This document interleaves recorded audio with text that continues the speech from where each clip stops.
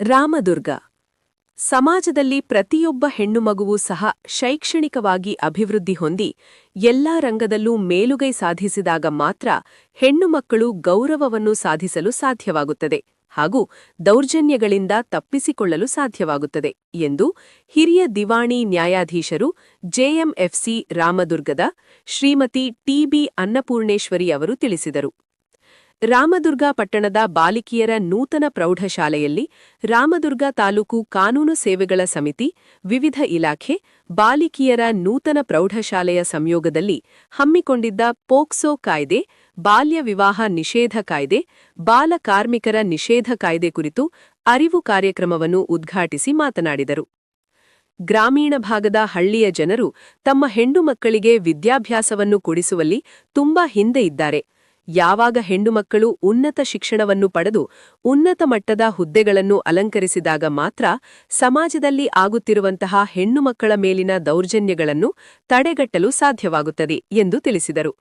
ನಮ್ಮ ದೇಶವು ಪುರುಷ ಪ್ರಧಾನ ದೇಶವಾಗಿರುವುದರಿಂದ ಮಗು ಜನಿಸುವುದಕ್ಕಿಂತ ಮುಂಚೆಯೇ ಲಿಂಗ ತಾರತಮ್ಯವನ್ನು ಮಾಡುತ್ತಾರೆ.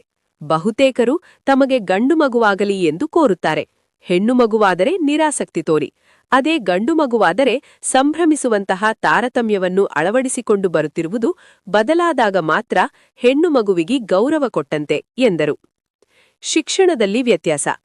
ಪೋಷಕರು ಗಂಡು ಮಗುವಿಗಾದರೆ ಉನ್ನತ ಶಿಕ್ಷಣವನ್ನು ಕೊಟ್ಟು ಉನ್ನತ ಸ್ಥಾನಮಾನಕ್ಕೆ ತರುತ್ತಾರೆ. ಆದರೆ ಹೆಣ್ಣು ಮಗುವಿಗೆ 18 ವರ್ಷ ಪೂರ್ಣಗೊಳ್ಳುತ್ತಿದ್ದಂತೆ ಮದುವೆ ಮಾಡಲು ನಿರ್ಧರಿಸಿ ಶಿಕ್ಷಣವನ್ನು ಮುಟುಕುಗೊಳಿಸುತ್ತಾರೆ. ಈ ಪದ್ಧತಿಯನ್ನು ಕೈಬಿಟ್ಟು ಪುರುಷರಂತೆ ಹೆಣ್ಣು ಮಕ್ಕಳಿಗೂ ಶಿಕ್ಷಣವನ್ನು ಕೊಡಬೇಕು ಎಂದರು. ಬಾಲ್ಯ ವಿವಾಹ ಅಪರಾಧ. ಸಮಾಜದ ಯಾವುದೇ ಮೂಲೆಯಲ್ಲಾದರೂ 18 ವರ್ಷಕ್ಕಿಂತ ಕೆಳಗಿನ ಹೆಣ್ಣು ಮಗುವಿಗೆ ಮದುವೆ ಮಾಡುತ್ತಿರುವ ಘಟನೆಯನ್ನು ನಿರ್ಭೀತಿಯಿಂದ ಪೊಲೀಸ್ ಇಲಾಖೆ ಹಾಗೂ ಮಹಿಳಾ ಮತ್ತು ಮಕ್ಕಳ ಇಲಾಖೆ ಗಮನಕ್ಕೆ ತಂದಾಗ ತಕ್ಷಣ ಅಂತಹ ಬಾಲ್ಯ ವಿವಾಹವನ್ನು ತಡೆದು ಒಂದು ಹೆಣ್ಣು ಮಗುವನ್ನು ರಕ್ಷಣೆ ಮಾಡಿದಂತೆ ಆಗುತ್ತದೆ ಎಂದು ತಿಳಿಸಿದರು. ಹೆಣ್ಣು ಮಕ್ಕಳು ಜಾಗೃತರಾಗಬೇಕು. ಇತ್ತೀಚಿನ ದಿನಗಳಲ್ಲಿ ಹೆಣ್ಣು ಮಕ್ಕಳ ಮೇಲೆ ನಡೆಯುತ್ತಿರುವಂತಹ ದೌರ್ಜನ್ಯಗಳು ಹಾಗೂ ದಬ್ಬಾಳಿಕೆ ಅಪಾರಣಗಳು. ಹೆಣ್ಣು ಮಕ್ಕಳೇ ಜಾಗೃತರಾಗಿ ತಮ್ಮ ರಕ್ಷಣೆಯನ್ನು ತಾವೇ ಮಾಡಿಕೊಳ್ಳಬೇಕು. ಅನಿವಾರ್ಯದ ಸಮಯದಲ್ಲಿ ಸಂಬಂಧಪಟ್ಟ ಇಲಾಖೆಯನ್ನು ಸಂಪರ್ಕಿಸಿ ರಕ್ಷಣೆಯನ್ನು ಪಡೆಯಬೇಕೆಂದರು.